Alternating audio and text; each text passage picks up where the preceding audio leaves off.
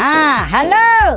अरे यार दुलारी के बाप दुलारी के बिहाव कुठिया थे साले सारे ससुर ने एक दिन सुगर कमीज दे तब अच्छा बापू सारा वर्दी एक दिन सुगर कमीज धरे रहे भगना चाहिए वो बाजार में कमागी।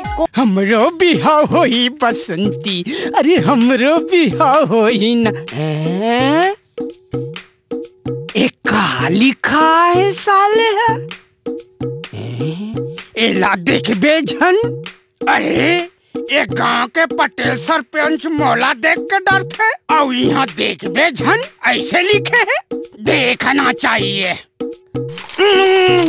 साले मुद्दी का दादा बड़ा इडियट लड़का है, किसी शरीफ आदमी पर इतना नियत खराब रखता है।